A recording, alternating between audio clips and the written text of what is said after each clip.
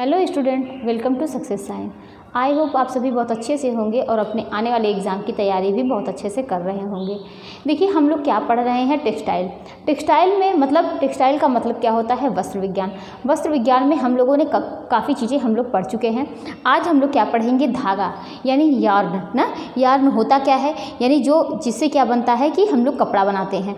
धागे से ही तो हम लोग कपड़ा बनाते हैं, लेकिन उसके पहले की धागे के पहले की प्रक्रिया क्या होती है, उसको बोलते हैं, क्या बोलते हैं कि फाइबर, मतलब रेशा के बाद हम लोग क्या बनाते हैं, यार्न बनाते हैं। मतलब रेशे से हम लोग उस पर स्पिनिंग प्रोसेस करके उसके बाद हम लोग धागा बनाते हैं। रेशे पे हम लोगों ने कौन सी प्रक्रिया की, हम लोगों ने स्पिनिंग प्रोसेस किया, उसके बाद हम लोगों ने धागा बनाया। देखिए, जब भी आप एग्ज़ाम में कोई भी क्वेश्चन आप सॉल्व करते हैं तो एक बार रेशे से जुड़े जो इंग्लिश वर्ड हैं, वैसे कोई भी क्वेश्चन है उससे क्या है कि जो भी जुड़े हुए क्वेश्चन रहते हैं ना, मतलब इंग्लिश वर्ड रहते हैं, एक बार आप लोग उसको ज़रूर से देख लिया करिए।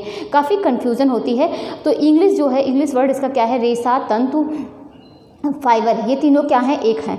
तो हमने क्या देखा कि रेशे पर हम लोगों ने क्या किया, स्पिनिंग प्रोसेस किया, और स्पिनिंग प्रोसेस करके हम लोगों को क्या प्राप्त हुआ, यार्न प्राप्त हुआ, यानी धागा प्राप्त हुआ। तो आज हम लोग को क्या पढ़ना है, यार्न। देखिए, हम लोगों ने इसको पढ़ना क्या है, ये धागा है, और धागे पे हम लोगों ने क्या किया, पहले हम लोगों के पास क्या है, रेशा, जो हम लोगों ने पढ़ चुका है, हम लोगों ने पढ़ लिया है रेशा क्या है, कौन कौन से रेशे होते हैं ना, जैसे कि कॉटन हो गया, लिनन हो गया, अबाका हो गया, मनीला हो गया। मतलब चाहे वो मानव निर्मित हो, चाहे वो क्या है कि कृत्रिम, मतलब रासायनिक रेशे हो, जो भी रेशे हो, तो जो भी मतलब रेशे हैं, तो रेशा हम लोगों ने इसको पढ़ा है। अब रेशा क्या है, इसमें रेशे के बारे में हम लोग क्या देखेंगे कि रेशे से हम लोग क्या बनाते हैं, धागा बनाते हैं। और ये धागा बनता कैसे है, इस पे हम लोगों ने क्या किया, स्पिनिंग प्रोसेस किया ना। स्पिनिंग प्रोसेस करने के बाद हम लोग क्या प्राप्त हुआ, धागा। धागे से हम लोग क्या बनाएंगे, कपड़ा बनाएंगे ना। धागे को हम लोग क्या करेंगे, लूम पर अरेंज करेंगे, यानी करघे पे अरेंज करेंगे, और करघे पे अरेंज करने के बाद हम लोग को क्या प्राप्त होगा, कपड़ा प्राप्त होगा। करघे पर इतनी सारी प्रक्रिया होने के बावजूद जब हम लोग मतलब क्या करघे तक ले जाते हैं, और करघे पर कई सारी प्रक्रियाएं होती हैं, उसके बाद जब हम लोग को कपड़े प्राप्त होते हैं, तो कपड़े काफ़ी मटमैले रंग के होते हैं ना। तो मटमैले रंग के होते हैं, ये कपड़े पहनने योग्य नहीं हैं। उसके बाद हम लोग इस पर परिसज्जा वगैरह करके हम लोग क्या करेंगे, कपड़े को पहनने योग्य बनाएंगे, पहनने योग्य बनाते हैं। तो हम लोगों ने काफ़ी चीज़ें समझ ली ना। यहीं पर हम लोगों को यही इतने में हम लोग को कवर करना है, सारी चीज़ें हम लोग को इतनी ही पढ़नी है। उसके बाद हम लोग क्या पढ़ेंगे, जो धागा पे हम लोगों ने क्या समझा कि जो धागा है, रेशे से धागा बनाने की प्रक्रिया क्या कहलाती है ना, रेशे से धागा बनाने की प्रक्रिया स्पिनिंग या कताई कहलाती है। क्या कहलाती है, कताई कहलाती है ना। और उसके बाद हम लोगों ने वस्त्र विज्ञान के बारे में समझा था, इसकी कितनी अवस्थाएँ होती हैं, सारी चीज़ें। वस्त्र विज्ञान जो है, इससे क्या है, ये क्या है कि ये लैटिन भाषा से लिया गया है, और ये रेशे से कपड़े तक की पूरी क्या है कि जो मतलब वस्त्र विज्ञान क्या है, रेशे से कपड़े तक बनाने की प्रक्रिया, ये वस्त्र विज्ञान के अंतर्गत आता है। कहाँ तक, रेशे से कपड़े तक। और पूछ लिया जाए कि वस्त्र विज्ञान की सबसे छोटी इकाई क्या है, तो वो रेशा है। वस्त्र विज्ञान की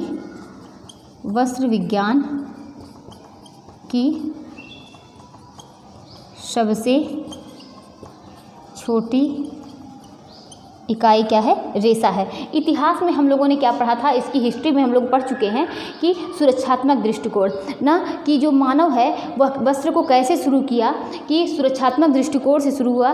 और इतिहास में हम लोगों ने क्या पढ़ा था, सुरक्षात्मक दृष्टिकोण में हम लोग 2 पार्ट पढ़े थे। क्या, एक मौसम से बचाव के लिए, मतलब कुछ मानव ने क्या मतलब कहा कि मौसम से बचाव के लिए वो कपड़े पहनता था। कैसे कपड़े पहनता था, मौसम से बचाव के लिए। और क्या है कि और कुछ लोगों ने क्या कहा कि जानवरों से बचाव के लिए कपड़े पहना, जानवरों से बचाव के लिए उन्होंने कपड़े का निर्माण किया। क्योंकि आप लोग जानते ही हैं कि जब शुरुआत में जब आदिमानव थे, तो उस समय क्या है कि कपड़े का निर्माण नहीं था, कोई रेशे नहीं थे, उन लोगों को इतना ज्ञान नहीं था। वो क्या करते थे कि पेड़ों की छाल, पत्तियों, इन सब से क्या करते थे, अपने तन को ढकते थे। ये सब आप लोग जानते होंगे, और इसके पहले हम लोग क्या है, इसको पढ़ चुके हैं।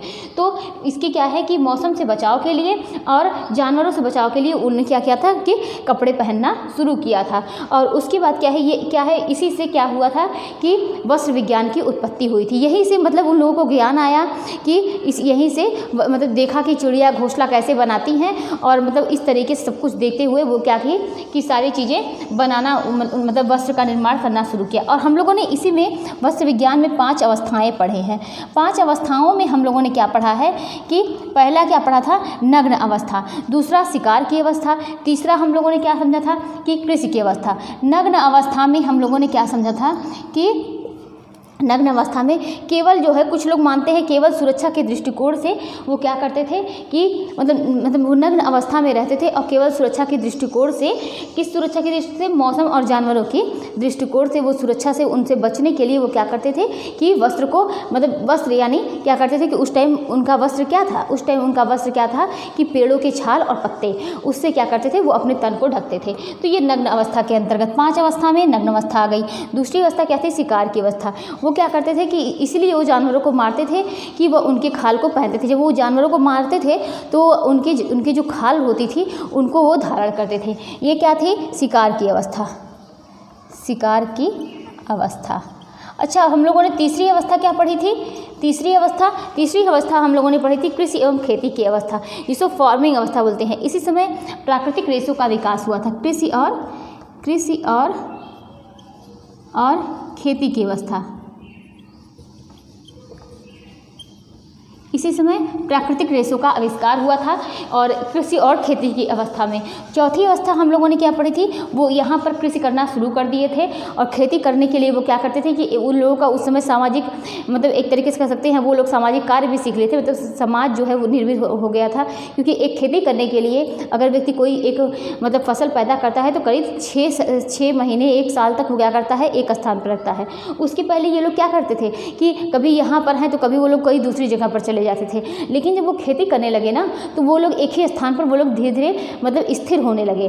वो उस समय घूमते नहीं थे, उस समय वो स्थिर होने लगे, क्योंकि वो एक फसल को बोते थे और इसी के लिए वो उसको क्या है सिंचाई करना, सब कुछ करना, उसके उत्पादन में वो काफ़ी समय लग जाता था, जिसकी वजह से क्या करते थे वो एक ही टाइम तक मतलब वो काफ़ी टाइम तक एक ही स्थान पर उनको रहना पड़ता था। कृषि एवं खेती की अवस्था। उसके बाद क्या है, सामाजिक अवस्था।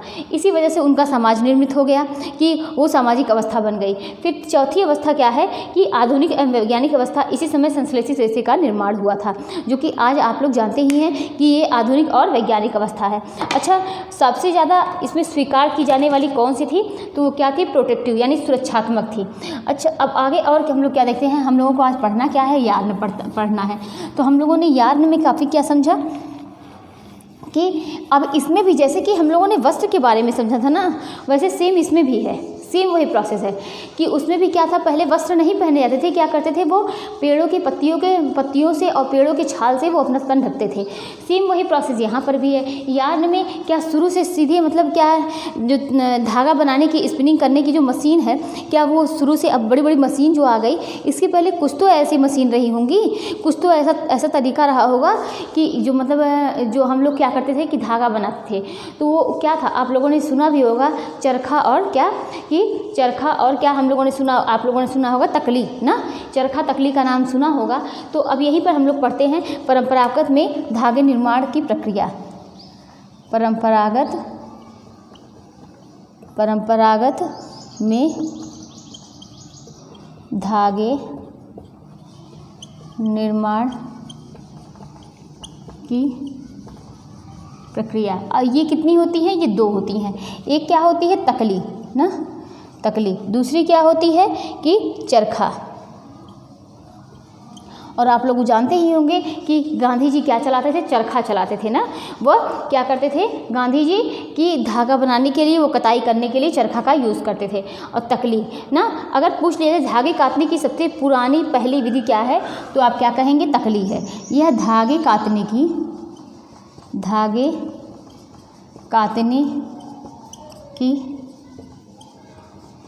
सबसे पुरानी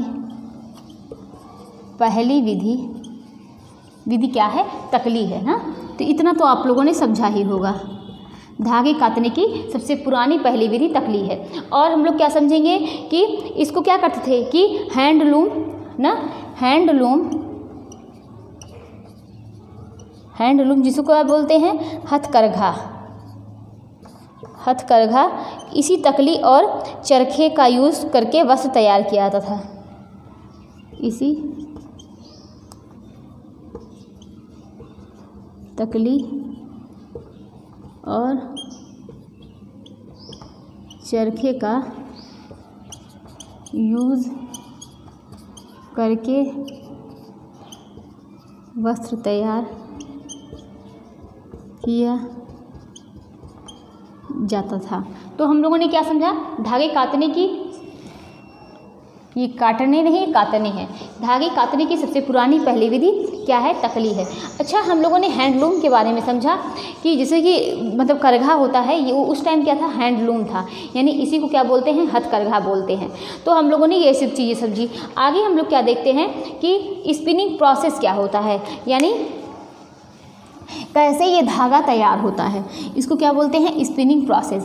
कैसे कैसे क्या स्टेप होता है, ऐसी कि सारी चीज़ें हम लोगों ने पढ़ा है कि कैसे एक रेशा बनाते हैं ना, एक रेशे से धागा बनाते हैं, जैसे कि सारी प्रक्रिया हम लोग स्टार्टिंग से पढ़ते हुए आ रहे हैं और ये कंपलसरी है, एकदम फिक्स है। तो वैसे इसको भी पढ़ेंगे, स्पिनिंग प्रोसेस।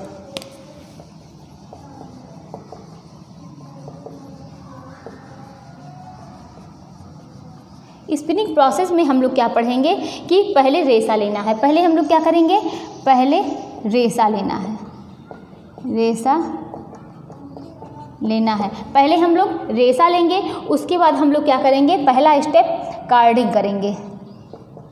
कार्डिंग मतलब क्या होता है कि धुनाई करना, मतलब क्या करेंगे, जो रेशे हैं उनकी क्या करेंगे, धुनाई करेंगे। आप कभी रुई को करते उसमें भरते हुए देखते होंगे कि गद्दे में, रजाई में, उन सब में क्या होता है कि जब रुई भरते हैं उसको खूब धुना जाता है ना, तो उससे क्या करते हैं कि कार्डिंग करने से सारी अशुद्धियाँ जो होती हैं वो बाहर निकल जाती हैं। तो पहला स्टेप क्या है, कार्डिंग। कार्डिंग मतलब क्या होगा, पहले हम लोगों ने रेशा लिया, रेशा लेने के बाद हम लोगों ने धुनाई किया। धुनाई करेंगे, इसको किस लिए करेंगे, अगर आप इसको हिंदी में भी लिख के अच्छे से समझना चाहते हैं तो लिख लीजिए, ये बाद में भूलेगा नहीं, धुनाई करना। ये किस लिए किया गया है, अशुद्धियों को बाहर निकालने के लिए। अब कार्डिंग करने के बाद हम लोग क्या करेंगे कि दूसरा स्टेप क्या है कि क्या करेंगे, ग्रेडिंग करेंगे। ग्रेडिंग और या क्या करेंगे, सॉर्टिंग करेंगे। सॉर्टिंग करेंगे मतलब क्या होता है कि ग्रेड देंगे या सॉर्टिंग करेंगे या छटाई करेंगे। मतलब उसको क्या करेंगे, ग्रेड देंगे कि जो रेशे हैं वो लंबे हैं, बड़े हैं, छोटे हैं, मोटे हैं, कैसे हैं, मतलब उसी हिसाब से उसको ग्रेड देंगे। और सॉर्टिंग करेंगे, उसकी छटाई करेंगे, जो जिस प्रकार के रेशे होंगे उनको अलग अलग करेंगे। कार्डिंग हो गया, ग्रेडिंग हो गया या सॉर्टिंग हो गया। उसके बाद हम लोग क्या करेंगे कि हम लोग उसके बाद ब्लेंडिंग करेंगे। अब ब्लेंडिंग करने के बाद यानी सारे रेशों को क्या करेंगे, मिला देंगे, मिलाना। उसके बाद चौथे नंबर पर हम लोग क्या करेंगे कि लेप्स करेंगे। लेप्स क्या होता है, यानी पतली चादर बनाते हैं, पतली चादर बनाते हैं। उसके बाद पांचवें नंबर पर हम लोग क्या करेंगे, स्लीवरिंग करेंगे। स्लीवरिंग मतलब होता क्या होता है, पोनी बनाते हैं। उसके बाद छठे नंबर पर क्या करेंगे, कॉम्बिंग करेंगे। कॉम्बिंग करने के बाद इसका मतलब क्या होता है, कंघी करना। उसके बाद सातवें नंबर पर क्या करेंगे कि ड्राइंग आउट। फिर उसके बाद क्या करेंगे, नेक्स्ट पॉइंट क्या है कि रोविंग है, रोविंग। उसके बाद क्या करेंगे, स्पिनिंग।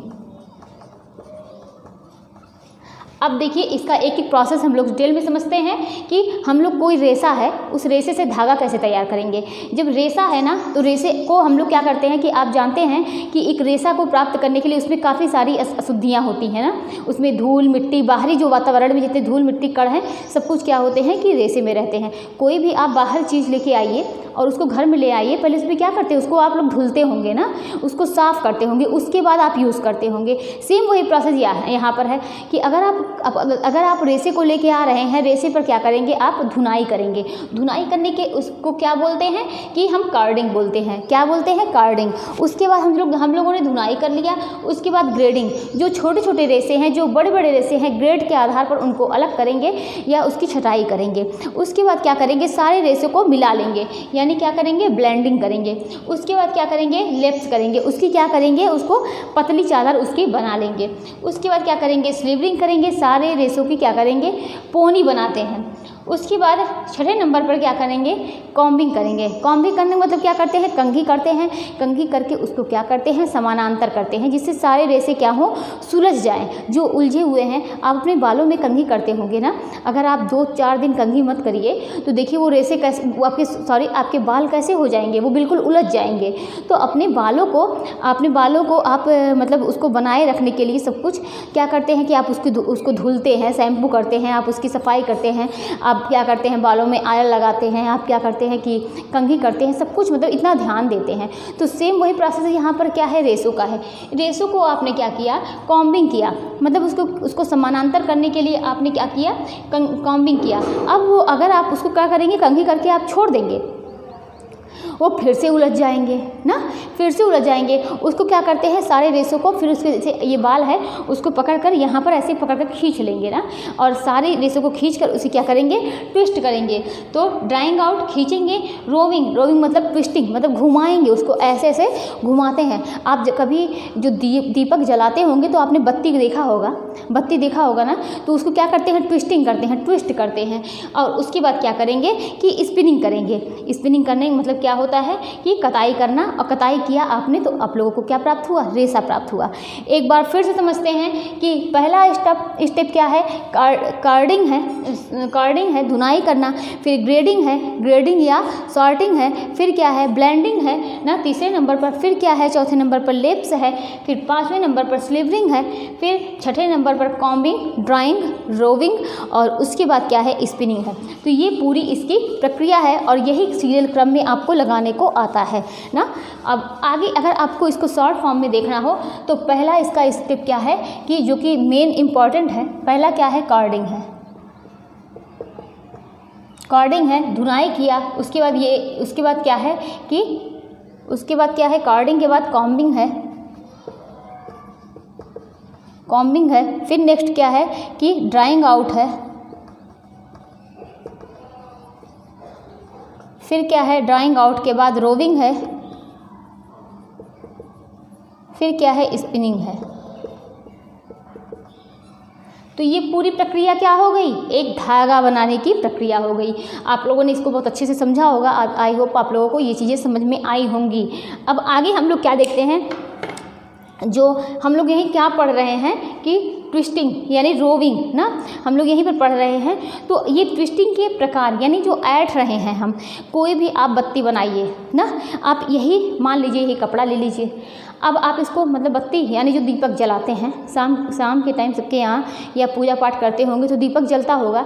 तो जब बत्ती बनाइए तो इसको क्या करते हैं, आप एक ही दिशा में ऐसे से मोड़ते हैं, ऐसे ये इस तरीके से मोड़ते हैं। अगर यही हम गलत दिशा में मोड़े, एक तरफ से ऐसे मोड़े, ये ऐसे ना, ये ऐसे से मोड़ते जाएं ऐसे, तो ये खुलेगा नहीं, मतलब ये खुल जाएगा, ये बनेगा नहीं बनेगा ना। तो सेम प्रोसेस क्या है कि एक ट्विस्टिंग करने का भी एक अपना तरीका है, ट्विस्ट करने का भी एक तरीका है। अगर आपने सही से ट्विस्टिंग नहीं की तो वो क्या होगा, खुल जाएगा और धागा जो है वो मतलब सही से बनेगा नहीं ना। आप सिलाई करेंगे, धागा टूट जाएगा, धागा कमज़ोर रहेगा। सारी चीज़ें क्या है, ट्विस्टिंग करना एक तरीके से धागे को क्या है, लंबा कर सकते हैं, उसको ताकत दे सकते हैं, कई धागे को मिलाकर ट्विस्ट कर सकते हैं। अगर आप कॉटन से बत्ती बनाते हैं, एकदम पतली सी लीजिए, उसको कम ट्विस्टिंग करिए ना। तो क्या जो मतलब आप दीपक जलाते होंगे तो आप लोगों ने देखा होगा, उसको कम ट्विस्ट करिए तो वो खुल नहीं जाएगा, खुल जाएगा ना। तो सेम तरीका वही है। तो इसमें देखते हैं, और जो कि यहाँ से क्वेश्चन काफ़ी फंसते हैं, तो इसमें क्या देखेंगे कि ट्विस्टिंग यानी ऐंठन देने के अनुसार इसके कितने प्रकार होते हैं। पहले ऐंठन देने के अनुसार ये कितने प्रकार की होती है, 3 प्रकार की होती है।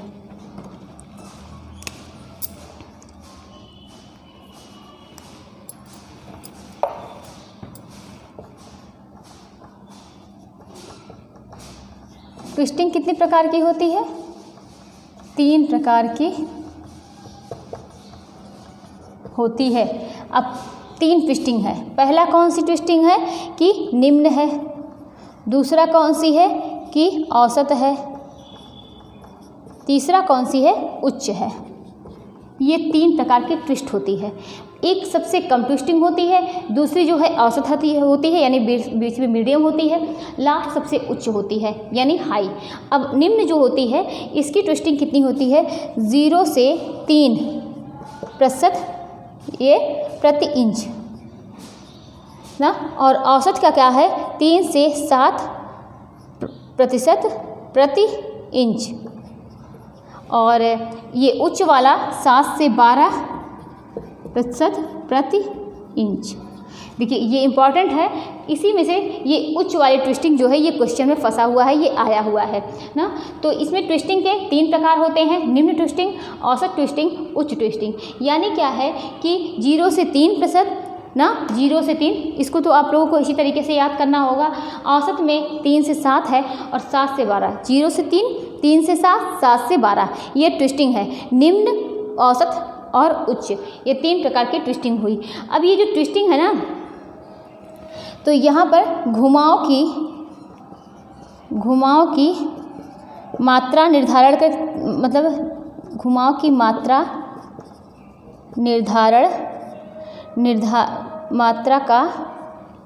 घुमाव की मात्रा का निर्धारण 3 बिंदु पर करते हैं। कितने बिंदु पर करते हैं?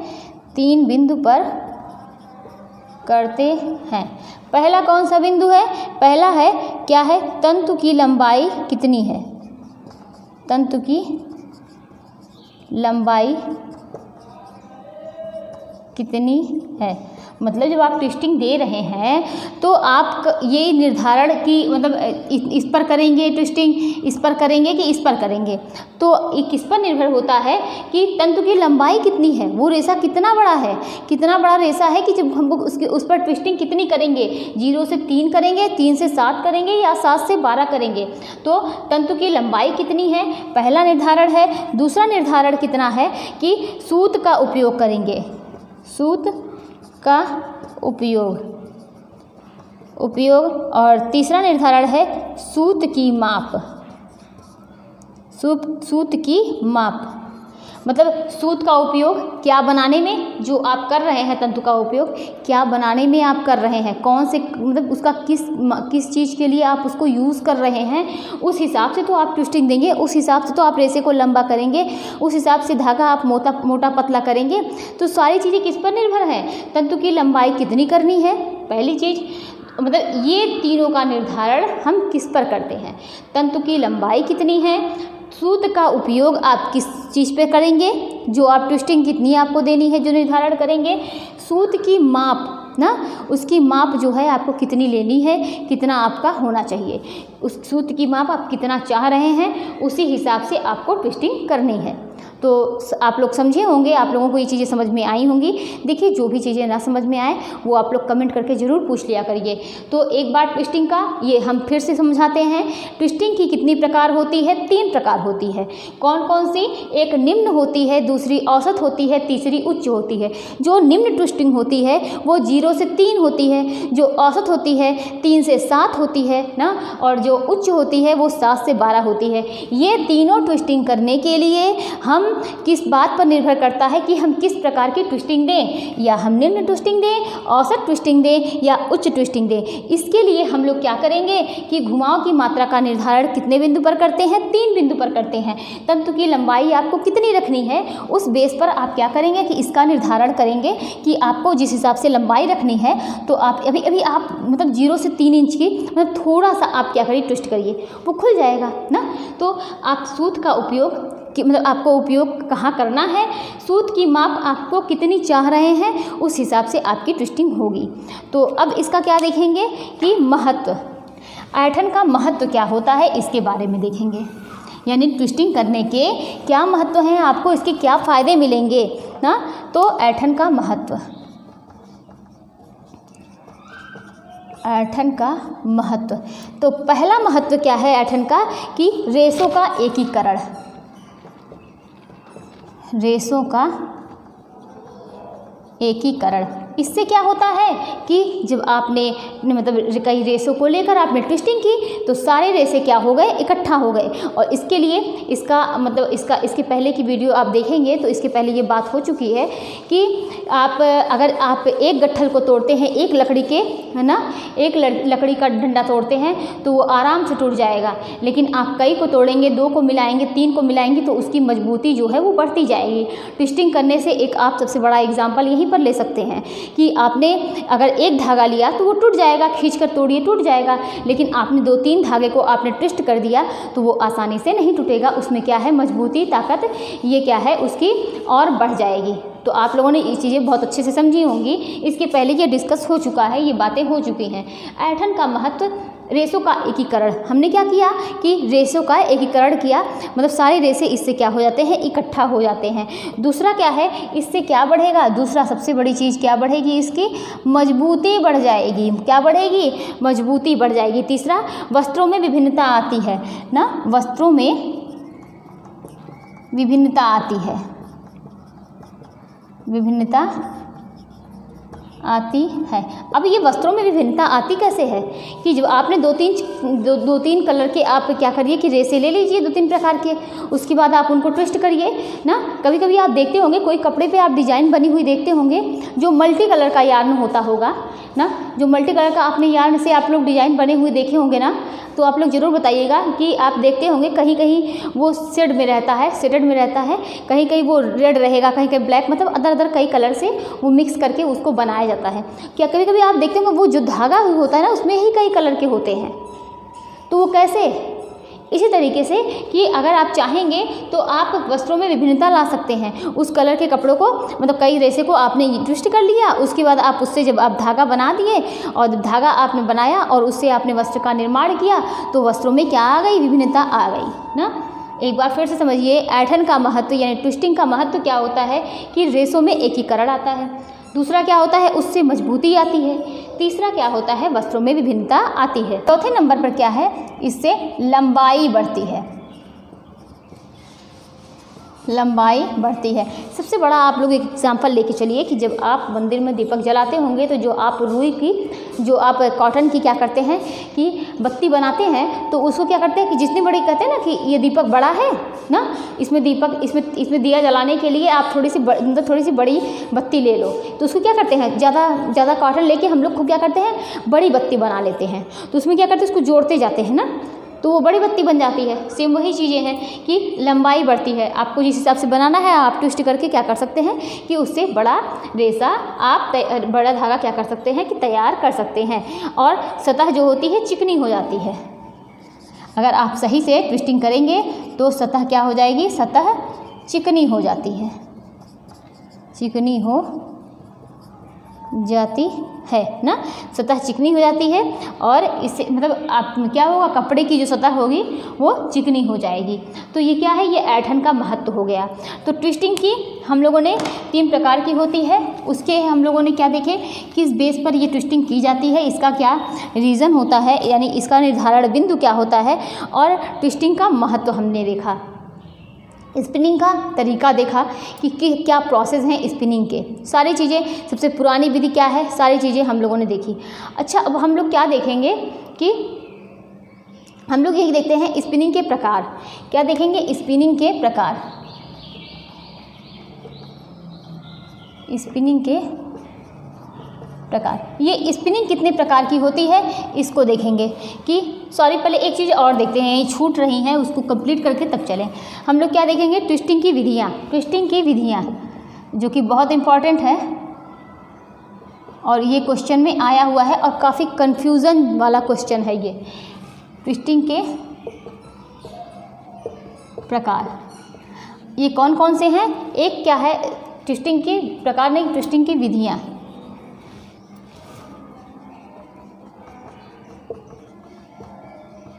ये कौन कौन सी है, एक विधि क्या है कि एक विधि जेड ट्विस्ट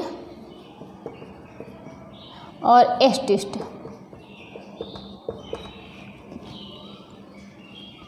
एक को एंटी क्लॉकवाइज बोलते हैं, एक को क्लॉकवाइज बोलते हैं ना, एक को, और इसी में दोनों में कन्फ्यूज़न है। कुछ लोग कहते हैं कि एस ट्विस्ट क्या है मतलब कुछ बुक में आप देखेंगे तो एस ट्विस्ट को कि एंटी क्लॉकवाइज कहा गया है और कुछ को जेड ट्विस्ट को क्लॉकवाइज कहा गया है। इसका मतलब क्या है? और ये क्वेश्चन जो है दोनों मतलब अलग अलग एग्जाम में दोनों को सही माना गया है। कहीं एस ट्विस्ट को सही माना गया है। क्वेश्चन क्या है कि कौन सा ट्विस्ट जो है वो एंटी क्लॉक होता है, कौन सा ट्विस्ट क्लॉकवाइज होता है। तो जैसे कि आप जानते होंगे कि जो घड़ी होती है ना, ये घड़ी है, यहाँ पर क्या होता है 12 ना, तो इस तरीके से होता है। उसके बाद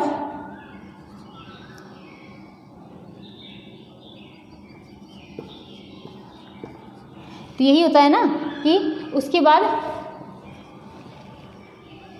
12, 3, 6, 9 इस तरीके से होता है। ये मान लीजिए घड़ी है। अब ये देखिए क्या है कि ट्विस्ट, तो ये क्या है, ये इस तरीके से घूम रहा है। एस कैसे है, ये ना सुई तो ऐसे घूमती है ना, सुई ऐसे घूमती है। ये जेड क्या है, जेड क्या है, जेड ऐसे है। तो कहीं कहीं पर ये एंटी क्लॉक है, कहीं कहीं पर ये एंटी क्लॉक है ना, दोनों में अंतर है। तो आप इसको देख सकते हैं ये चीज़ें, और आप इसको मतलब कहीं कहीं अगर आप कहिए तो ये क्या है, ये क्लॉकवाइज है और जेड ट्विस्ट क्या है, एंटी क्लॉकवाइज है। अब और आगे क्या देखते हैं, तो क्या देखेंगे कि स्पिनिंग के प्रकार, स्पिनिंग के प्रकार क्या है।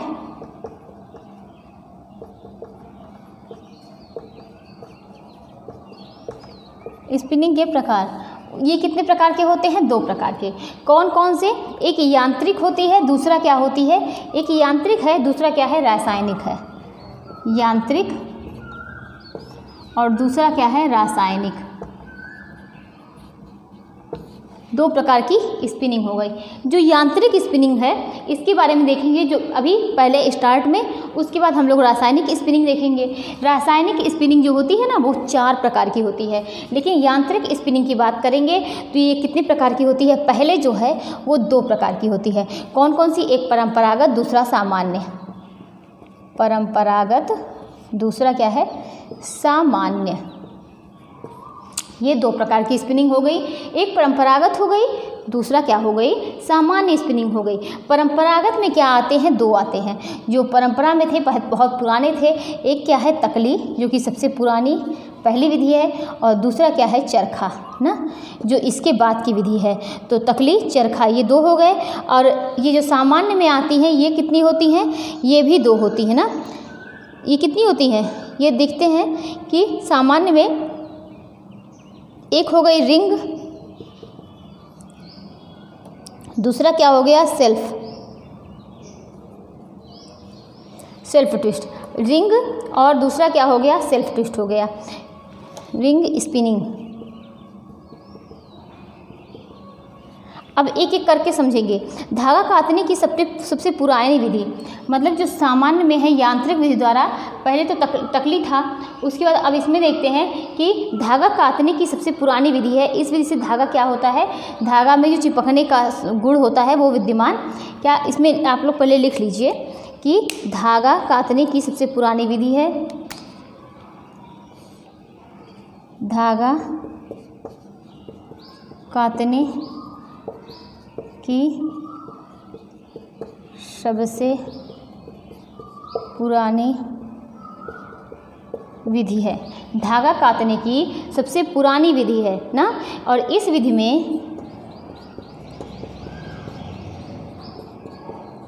विधि में क्या होता है कि धागे में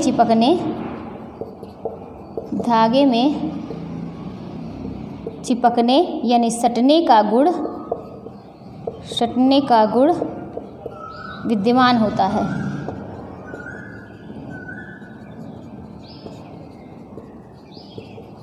इसमें 2 फ्रेम लगे होते हैं।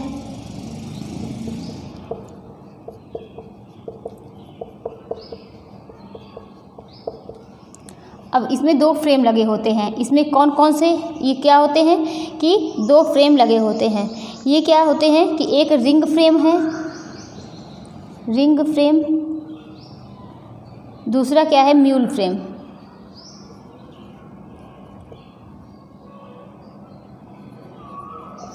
तो तो एक रिंग फ्रेम हो गया, दूसरा क्या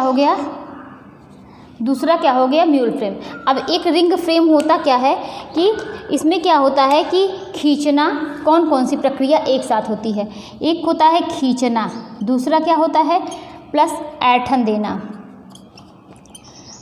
देना, प्लस क्या होता है खींचना, ऐंठन देना प्लस घुमाना ना।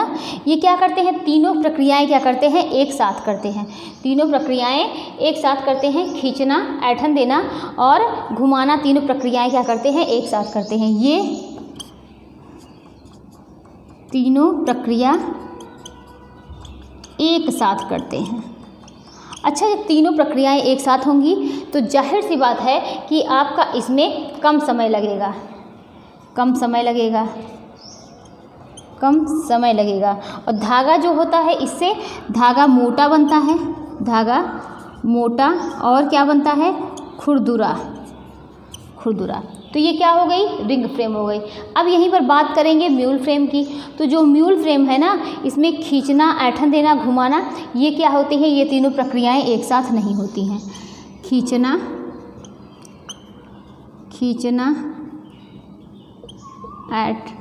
ऐंठन देना, घुमाना, ये तीनों एक साथ नहीं होती हैं। ये तीनों क्या होती हैं, ये तीनों एक साथ नहीं होती हैं। और इसमें क्या होता है, जिससे इसमें ज़्यादा समय लगता है,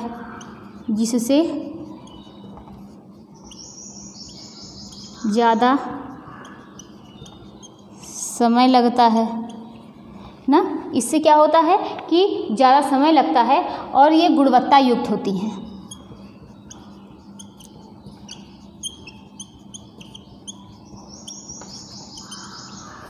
इसमें क्या हो रहा है, अब इतनी प्रक्रियाएं हम लोग समझेंगे।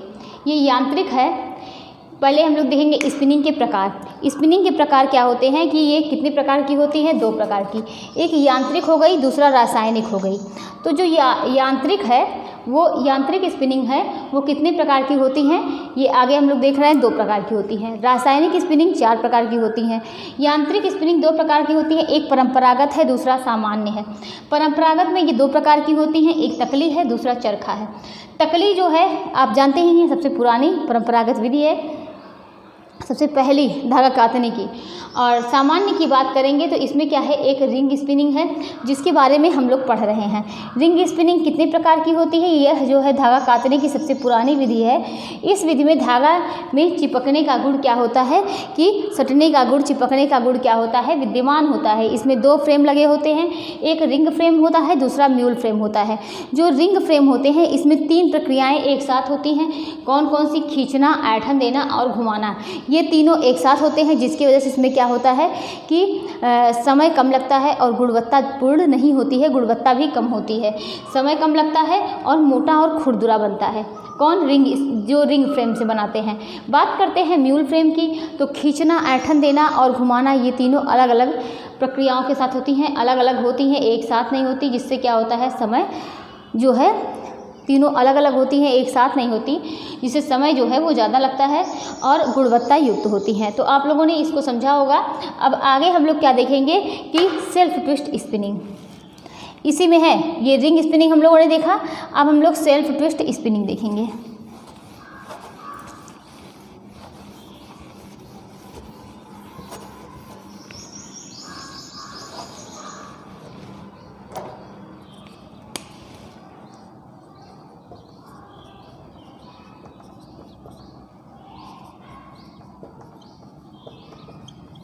सेल्फ ट्विस्ट स्पिनिंग, अब ये क्या होती है, ये कहाँ विकसित किया गया था, इसे ऑस्ट्रेलिया में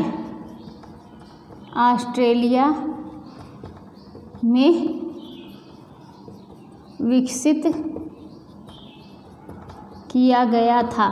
सेल्फ ट्विस्ट स्पिनिंग को ऑस्ट्रेलिया में विकसित किया गया था। यह म्यूल फ्रेम से 10 गुना तेज काम करता है। यह म्यूल फ्रेम से कितना, 10 गुना तेज काम करता है। सेल्फ ट्विस्ट स्पिनिंग यह म्यूल फ्रेम से कितना 10 गुना तेज काम करता है, और 10 गुना तेज काम करता है। म्यूल फ्रेम में ज़्यादा समय लगता है। इसमें क्या होता है जो है म्यूल फ्रेम में ज़्यादा समय लगता म्यूल फ्रेम में ज़्यादा समय लगता था। और क्या उसकी कमी को दूर करने के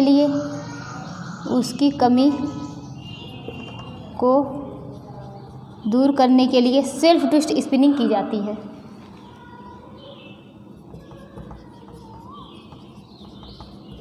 सेल्फ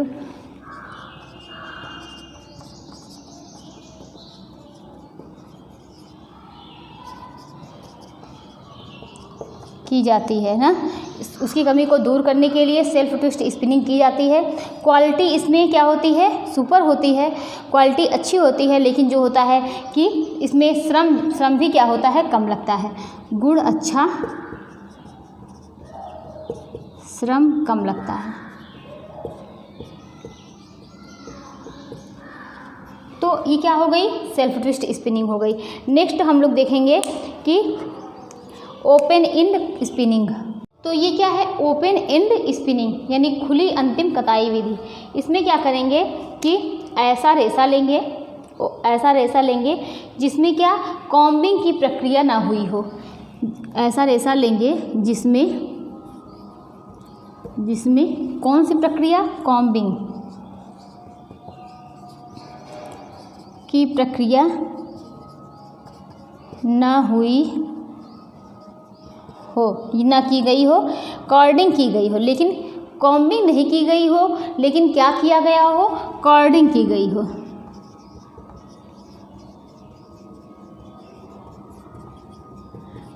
ना, कॉर्डिंग की गई हो।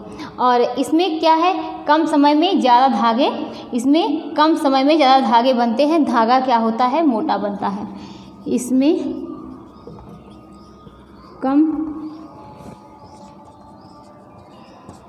समय में ज़्यादा धागे बनते हैं। धागा क्या बनता है, मोटा बनता है। ये क्या हो गया, ये ओपन एंड स्पिनिंग हो गई। अब नेक्स्ट क्या देखते हैं, नेक्स्ट देखते हैं घर्षण यानी फ्रैक्शन। चौथे नंबर पर क्या देखेंगे कि घर्षण यानी क्या, फ्रिक्शन ना, घर्षण, फ्रिक्शन, स्पिनिंग मेथड। तो इसमें क्या होता है कि जो घर्षण विधि द्वारा होता है, इसके द्वारा कैसे किया जाता है, इसमें भी बिना कंघी के यानी बिना कॉम्बिंग के ये भी तैयार किया जाता है। इसमें भी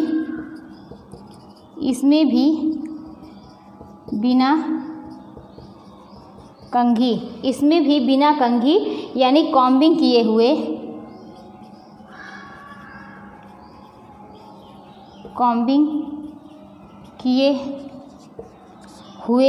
रेशे का प्रयोग करते हैं।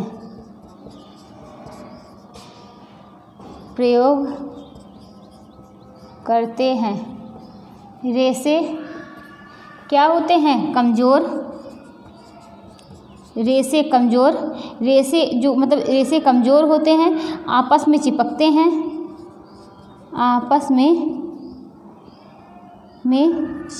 हैं।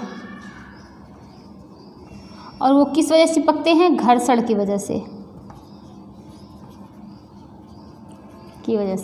रेशे कमज़ोर होते हैं, आपस में चिपकते हैं, घर्षण की वजह से होते हैं। लागत इसमें कम लगती है। लागत की बात करेंगे तो वो क्या होगी, कम लगेगी ना। लागत क्या होती है कि कम लगती है। और क्या होगा, तनाव की क्षमता भी क्या होगी, कम होगी। तनाव की क्षमता कम होगी।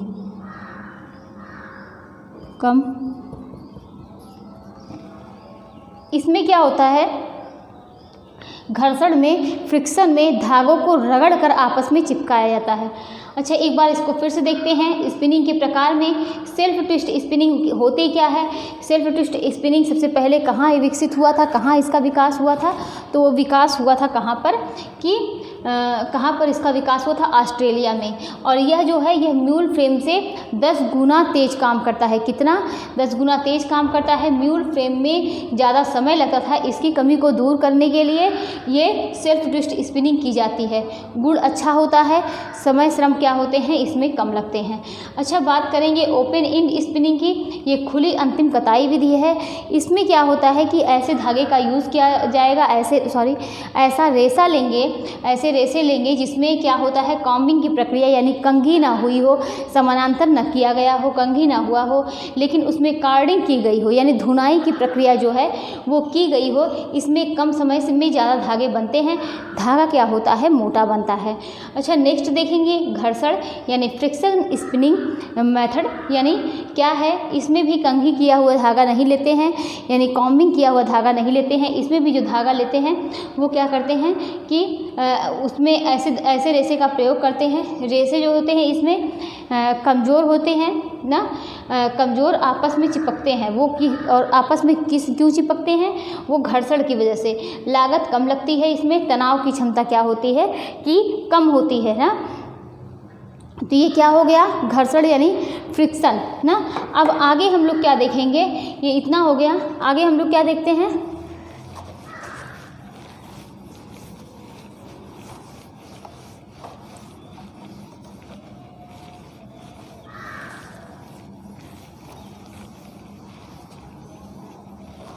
नेक्स्ट हम लोग देखते हैं twist less spinning.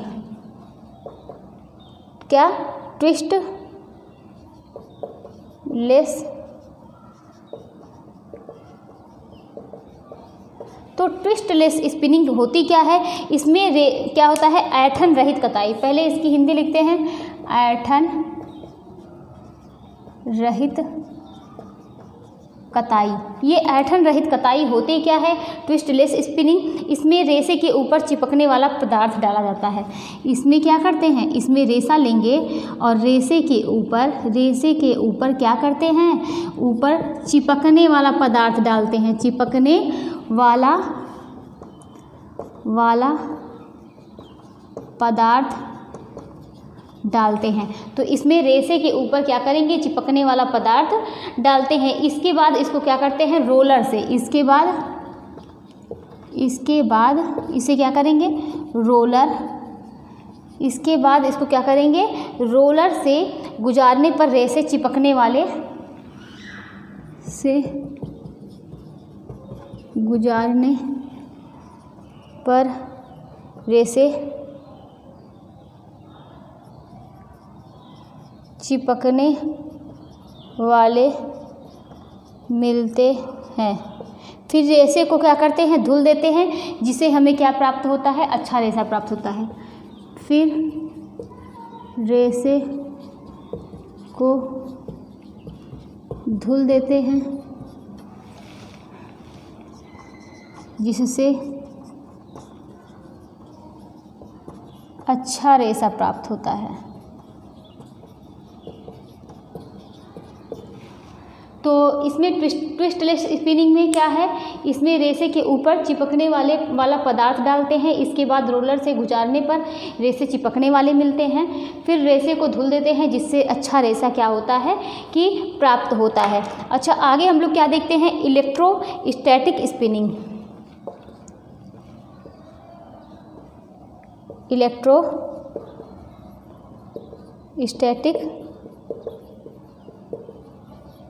Electrostatic spinning. अब इसमें क्या देखते हैं? इसमें सिर्फ और सिर्फ किस रेसे का प्रयोग किया जाता है? लंबे रेसे का। इसमें लंबे रेसे का यूज़ किया जाता है ना। इससे उत्तम क्वालिटी के धागे बनाए जाते हैं।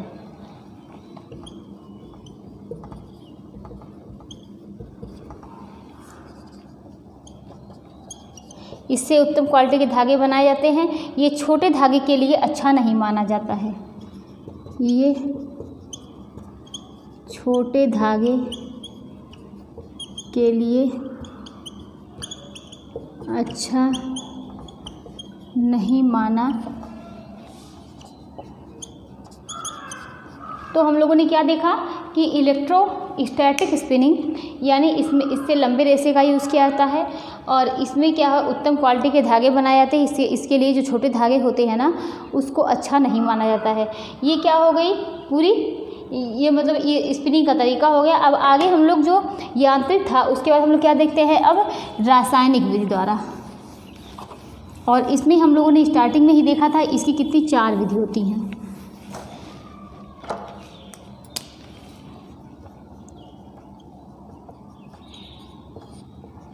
अब ये 4 हो गई। इसमें एक एक को देखेंगे कि आर्द्र क्या होता है कि आर्द्र यानी ड्राई, पहले शुष्क देखेंगे ड्राई, उसके बाद वेट यानी आर्द्र, उसके बाद नेक्स्ट नंबर पर क्या देखेंगे मेल्ट यानी पिघली हुई, उसके बाद नेक्स्ट क्या देखेंगे बायो कंपोनेंट, बायो कंपोनेंट। ये क्या है 4 प्रकार की रासायनिक विधि है। तो इसमें एक एक करके देखेंगे। जो आर्द्र कताई है ना, पहले हम लोग क्या देखेंगे ये आर्द्र कताई यानी इसमें क्या होता है शुष्क में क्या होता है इसमें उदाहरण इसके क्या है एसीटेट रेयान। उदाहरण की बात करेंगे तो इसमें एसीटेट रेयान। और नेक्स्ट नंबर पर क्या है कि एसीटेट रेयान एक्रिलिक, ये क्या हो गए ये उदाहरण हो गए। और ये वेट में इसमें एक्रिलिक रेयान उदाहरण एक्रिलिक रेयान। तो ये दोनों हो गए। अब इसमें विधि देखेंगे कि विधि क्या है कि कच्चे पदार्थों को रसायनों द्वारा घोला जाता है। एक्रिलिक रेयान बनाने के लिए कच्चे पदार्थों को क्या करते हैं रसायनों द्वारा घोलते हैं, रसायनों द्वारा घोला जाता है। तंतु को सेकंड नंबर पर तंतु को रासायनिक बाथ में क्या किया जाता है कि तंतु को किसमें रासायनिक बाथ में काता जाता है, रासायनिक में काता जाता है। तीसरे नंबर पर तंतु को क्या किया जाता है कि रासायनिक बाथ में ही ठोस किया जाता है।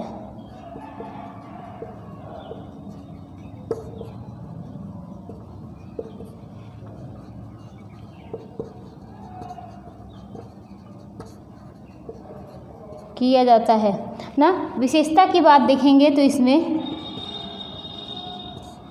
विशेषता की बात पहली क्या है प्राचीन विधि है, दूसरी क्या है अधिक जटिल है,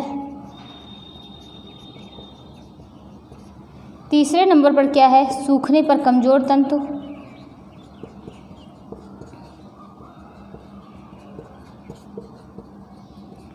चौथे पर क्या है उपयोग से पूर्व धुलाई ब्लीचिंग,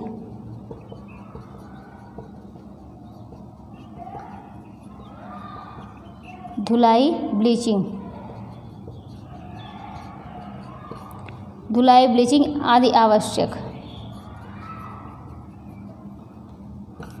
तो हम लोगों ने क्या देखा रासायनिक विधि ये 4 प्रकार की हो गई, ड्राई, वेट, फिर मेल्ट, फिर क्या है बायो कंपोनेंट। अब ड्राई के बारे में देखेंगे। ड्राई क्या है इसमें क्या देखते हैं कि इससे क्या बनाते हैं एसीटेट रेयान, एक्रिलिक रेयान।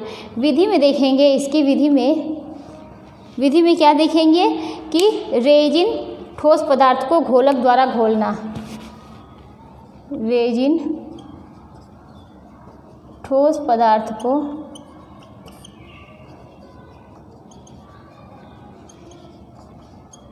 घोलक द्वारा घुलना। गर्म हवा में तंतु की कताई, इसको क्या करते हैं, गर्म हवा में करते हैं, गर्म हवा में किसकी, तंतु की कताई करते हैं।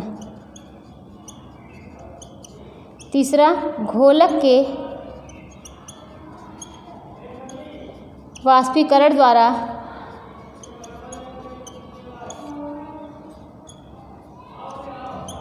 तंतु को ठोस बनाना।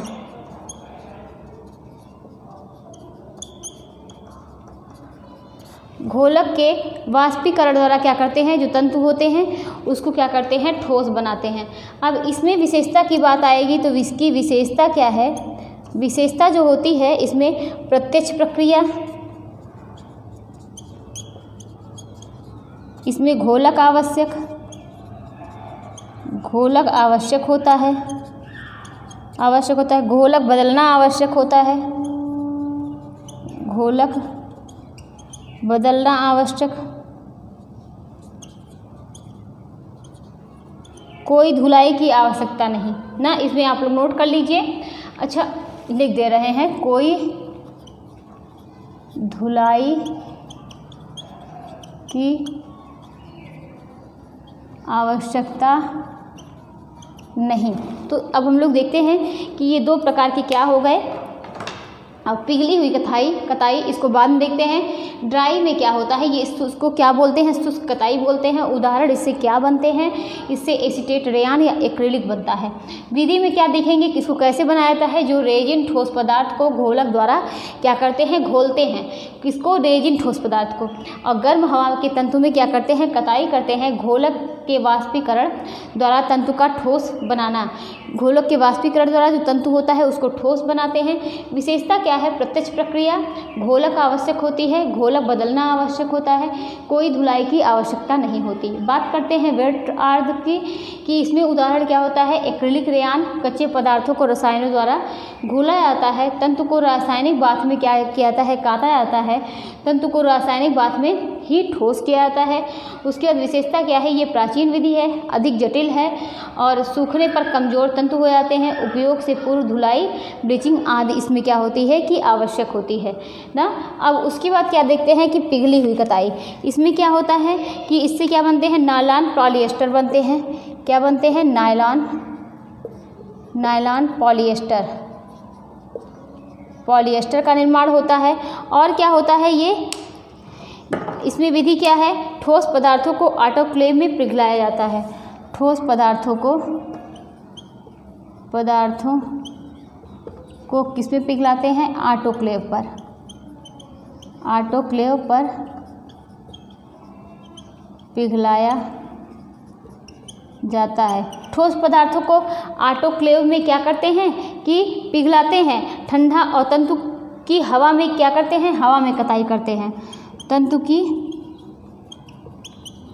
हवा में कताई करते हैं। उसके बाद नेक्स्ट नंबर पर क्या है, ठंडा होने पर तंतु को, ठंडा होने पर तंतु क्या हो जाता है कि तंतु ठोस हो जाता है।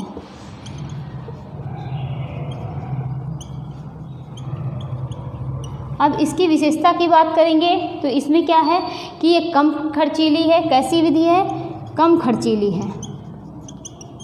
और कैसी विधि है कि ये प्रत्यक्ष प्रक्रिया होती है, इसमें प्रत्यक्ष प्रक्रिया।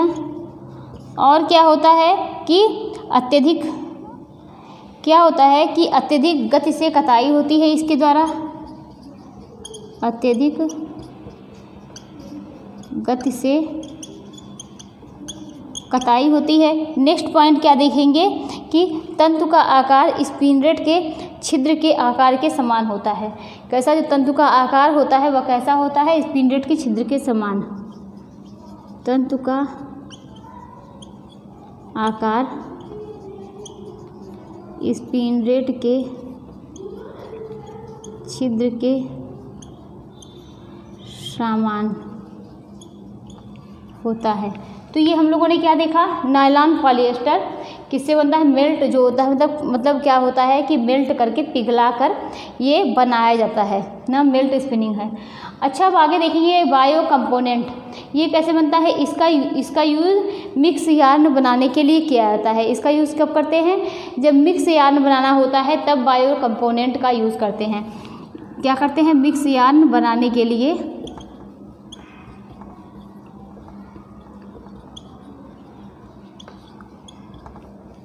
यूज़ किया जाता है। इसका यूज़ कब होता है? मिक्स यार्न बनाने के लिए किया जाता है। इसमें पॉलीमर को 2 बार अलग अलग स्पिन रेट से, देखिए इसमें क्या किया जाता है, जो अणुओं की श्रृंखला होती है यानी पॉलीमर होता है, पॉलीमराइजेशन की जो उसको बोला जाता है, तो उसमें जो अणु होते हैं पॉलीमर को क्या किया जाता है, 2 अलग अलग स्पिन रेट से पहले क्या करते हैं, 2 जगहों से स्पिन रेट से निकालते हैं, फिर उसको एक साथ क्या करते हैं, दोनों को मिलाकर ट्विस्ट कर देते हैं ना। तो इसमें क्या किया जाता है, इसमें पॉलीमर को, इसमें पॉलीमर को 2 अलग अलग ना, पॉलीमर को 2 अलग अलग या 2 बार अलग अलग स्पिन रेट से निकाल कर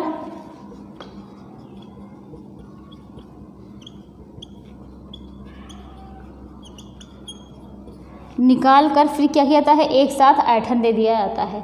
ये क्या हो गया? Bio component. मतलब पूरी 4 प्रकार की विधियाँ हो गई ना, ये 4 प्रकार की पूरी विधियाँ हो गई। एक क्या है? ड्राई, दूसरा वेट, तीसरा मेल्ट, फिर चौथा क्या है? Bio component.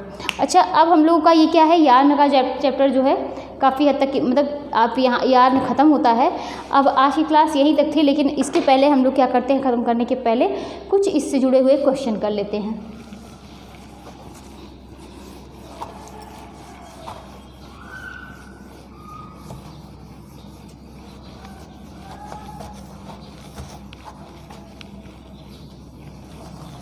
अब देखते हैं क्वेश्चन कि लंबे रेशे को कहा जाता है। पहला क्वेश्चन क्या है? लंबे रेशे को कहा जाता है। पहला क्या है कि लंबे रेशे को क्या कहते हैं? स्टेपल स्पन यार्न, स्टेपल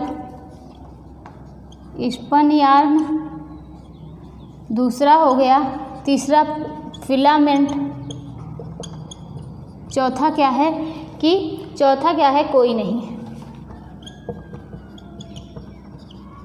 ये पहला क्वेश्चन हो गया। उसके बाद दूसरा क्वेश्चन क्या है यहीं पर कि किस प्रकार के धागे में फिलामेंट होता है? क्या? किस प्रकार के धागे में फिलामेंट होता है? तो किस प्रकार के धागे में क्या होता है? फिलामेंट होता है। और इसमें ऑप्शन क्या है कि नॉवेल्टी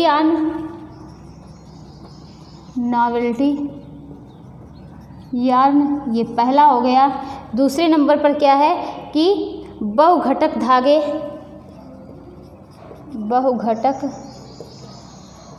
धागे। तीसरे नंबर पर स्पन यार्न। चौथे नंबर पर कोई नहीं। अच्छा, अब नेक्स्ट क्वेश्चन क्या देखते हैं? तीसरे नंबर पर क्वेश्चन है क्या कि नायलॉन के धागे की सतह पर छोटे बड़े, देखिए नायलॉन, इसमें क्या है कि नायलॉन की धागे की सतह पर छोटे बड़े लूप अथवा रोए उठाए जाते हैं। इस धागों को कहते हैं कि सतह पर छोटे बड़े लूप उठाए जाते हैं। इस सतह को कहते हैं, नायलॉन की सतह पर छोटे बड़े लूप उठाए जाते हैं। इस सतह को क्या कहते हैं? इस सतह को कहते हैं क्या? स्ट्रेच यार्न, बहुरेखीय यार्न। स्ट्रेच यार्न, बहुरेखीय यार्न। तीसरे नंबर पर क्या है कि स्पन यार्न, टेक्सचर यार्न। तो ये क्या हो गया? तीसरा क्वेश्चन हो गया। चौथा क्वेश्चन यहीं पर देखते हैं, वस्त्र उद्योग में धागा क्या है?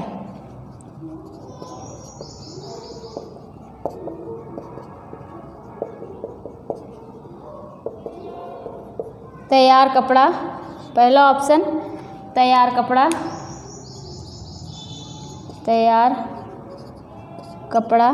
दूसरा ऑप्शन क्या है? आपस में जुड़े, आपस में जुड़े धागे, रेशों का सतत धागा, रेशों का सतत धागा। और ये रेशों का सतत धागा हो गया बुना हुआ कपड़ा।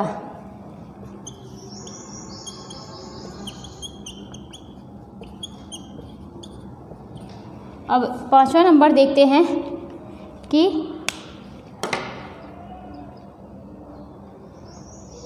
निम्न में से किसका उपयोग धागा बनाने के लिए किया जाता है? निम्न में से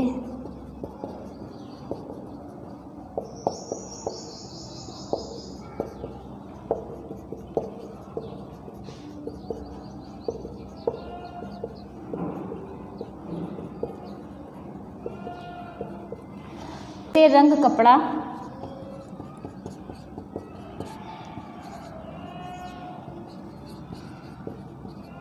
कपड़ा। चौथा बटन। और ये छठा क्वेश्चन क्या देखते हैं? अब ये छठे नंबर पर देखते हैं क्या है कि रेशों को मोड़कर सूत बनाने की प्रक्रिया को क्या कहते हैं? रेशों को मोड़कर सूत बनाने की प्रक्रिया को क्या कहते हैं? रेशों को मोड़कर सूत बनाने की प्रक्रिया को क्या कहते हैं? इसमें रेशों को मोड़कर सूत बनाने की प्रक्रिया को क्या कहते हैं? बुनाई, बुनाई, कताई और क्या? रंगाई, रंगाई कोई नहीं। सातवें नंबर पर क्या है कि किस प्रकार के धागे में कोई मोड़ नहीं होता है? किस प्रकार के धागे में कोई मोड़ नहीं होता है? Filament yarn, staple. पहले इतना देख लेते हैं, अब एक एक करके इसको समझेंगे, जो कि सारे आपके क्वेश्चन जितने सारे हैं सबके सब पढ़े हैं। लंबे रेशे को क्या कहा जाता है? क्या आपने नहीं पढ़ा है कि जो लंबा रेशा होता है उसे क्या कहते हैं ना, किसमें मेज़र किया जाता है? ये सारी चीज़ें हम लोगों ने डिटेल में पढ़ी हुई हैं। लंबे रेशे को क्या कहा जाता है? क्या कहते हैं? फिलामेंट बोलते हैं। तो यहाँ पर आंसर क्या होगा? फिलामेंट हो जाएगा। अगर यहीं पर पूछ लिया जाए कि छोटे रेशे को क्या कहते हैं, तो छोटे रेशे को क्या कहा जाता है? उसे स्टेपल कहा जाता है। जो फिलामेंट के रेशे होते हैं उसको किस में मेज़र करते हैं? मीटर में मेज़र करते हैं। लेकिन जो स्टेपल के रेशे होते हैं उनको किसमें मेज़र करते हैं? इंच में ना, या सेंटीमीटर में। अच्छा, अब नेक्स्ट क्वेश्चन क्या है? किस प्रकार के धागों में फिलामेंट होता है? नॉवेल्टी, बहुघटक धागे, स्पन यार्न कोई नहीं। तो ये जो किस प्रकार के धागों में फिलामेंट होता है, जो बहुघटक के धागे होते हैं उसमें क्या होता है कि फिलामेंट होता है। नेक्स्ट क्वेश्चन क्या था? नायलॉन की सतह पर छोटे बड़े लूप उठाए जाते हैं, इस सतह को कहते हैं स्ट्रेच यार्न और बहुरेखीय yarn, spun yarn, texture yarn. इसमें क्या पूछा गया है? नायलॉन की सतह पर, यानी जो उसकी सतह है, और सतह को क्या बोलते हैं? टेक्सचर, मतलब उसके टेक्सचर यार्न बोलते हैं। क्या बोलते हैं? नायलॉन की सतह को टेक्सचर यार्न बोलते हैं। और अगर बात की जाए यहाँ पर स्पन यार्न ना, और स्पन यार्न क्या है कि स्पन यार्न क्या होता है? ये जो मतलब उसको खींच लिया जाता है ना, स्ट्रेच यार्न खींच कर लिया जाता है, जो घुंघराले हो जाते हैं वही होता है। और वस्त्र उद्योग में धागा क्या है? तैयार कपड़ा, आपस में जुड़े धागे, रेशों का सतत धागा, बुना हुआ कपड़ा। वस्त्र उद्योग में क्या है कि धागा क्या है?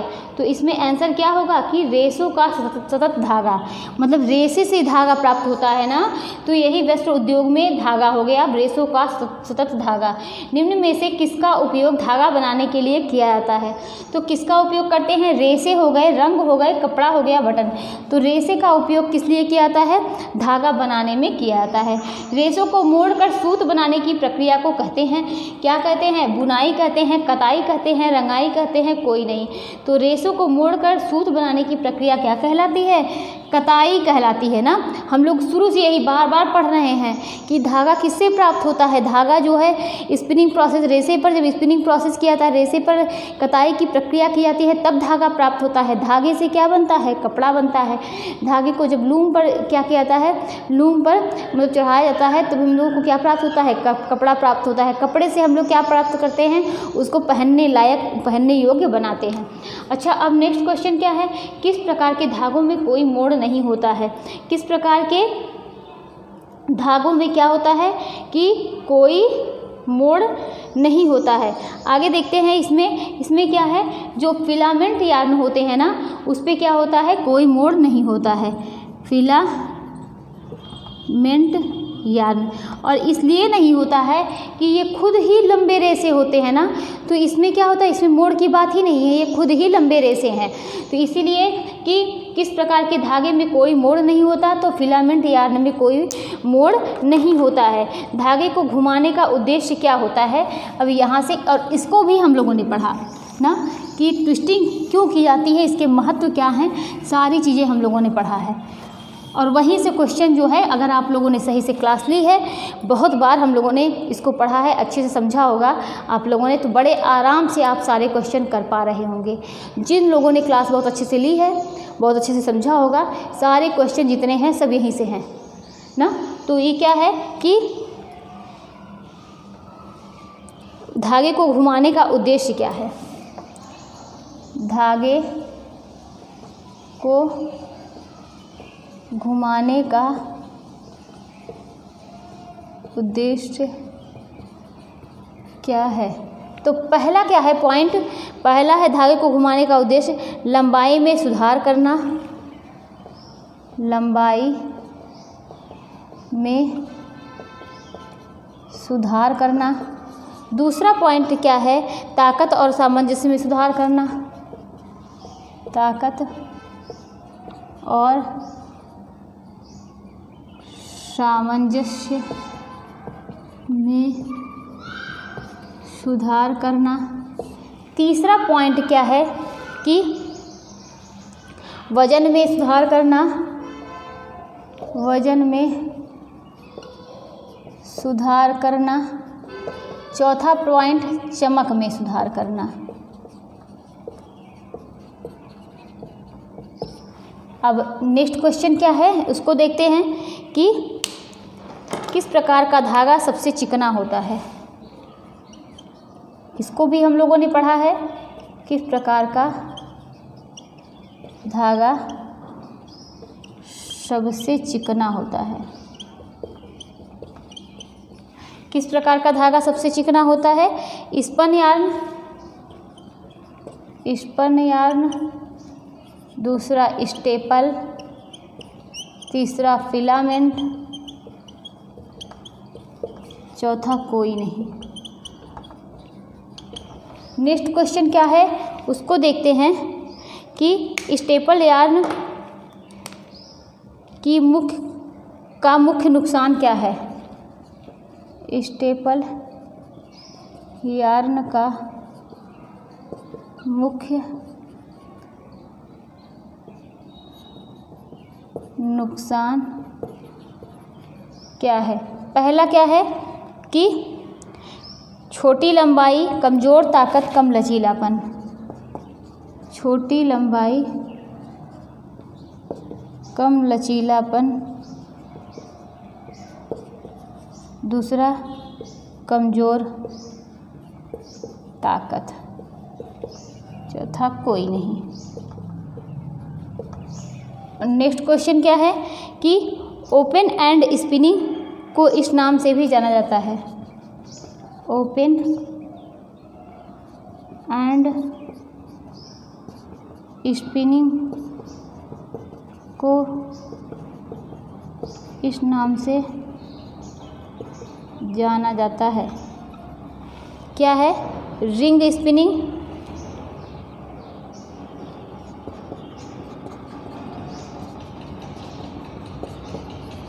रिंग स्पिनिंग, ट्विस्ट स्पिनिंग, चौथा फिलामेंट।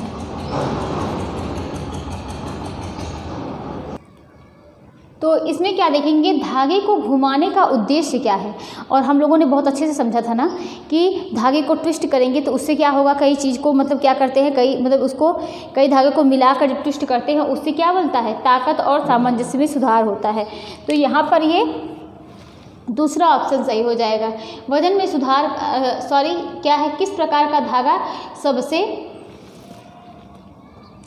सबसे चिकना होता है? पहला स्पन यार्न, स्टेपल, फिलामेंट, कोई नहीं। तो सबसे चिकना धागा किसका होता है? फिलामेंट का होता है। स्टेपल यार्न का मुख्य नुकसान क्या है? स्टेपल जो छोटे छोटे रेसे होते हैं ना, जो छोटे छोटे रेसे से धागा बनता है, उसका क्या मुख्य नुकसान होता है? स्टेपल यार्न का क्या होता है कि कमज़ोर होता है ना। और नेक्स्ट क्या है? ओपन एंड स्पिनिंग को इस नाम से जानते हैं। कौन से नाम से जानते हैं? रोटर स्पिनिंग और ring spinning, twist spinning, filament. तो किस नाम से जानते हैं? रोटर स्पिनिंग के नाम से जानते हैं। तो आप लोगों को मतलब मुझे ऐसा लगता है, आई होप आप लोगों को ये क्लास जो है वो बहुत अच्छा लगा होगा। और हम पूरी अपनी कोशिश करते हैं कि आप लोगों को मतलब जितना जहाँ से हो सके एक ही क्लास में एक चैप्टर पूरा कंप्लीट कर पाएँ ना। वरना हम भी क्या है, छोटी छोटी क्लास बनाते और आप लोगों को, लेकिन आप लोग क्या है कि उसको पढ़ते, लेकिन हम पूरी कोशिश करते हैं कि सारी जगह आपको एक मतलब किसी एक पॉइंट का, जो भी आप लोग जैसे कि रेसे पढ़ रहे हैं, एक ही क्लास में आपको उससे सारी जितनी टोटल जानकारी है सब आप लोगों को मिल जाए। तो इसीलिए आज की क्लास यहीं तक थी। आप लोगों को अगर ये वीडियो अच्छी लगती हो तो लाइक कर दिया करिए, शेयर कर दिया करिए, जिससे जिन लोगों को ज़रूरत हो उन लोगों तक पहुंच सके ना। तो आप लोग ज़रूर से ज़रूर इसको शेयर कर दिया करिए। तो आज की वीडियो यहीं तक थी। आगे मिलते हैं, नेक्स्ट डे मिलते हैं किसी और टॉपिक के साथ। Thank you.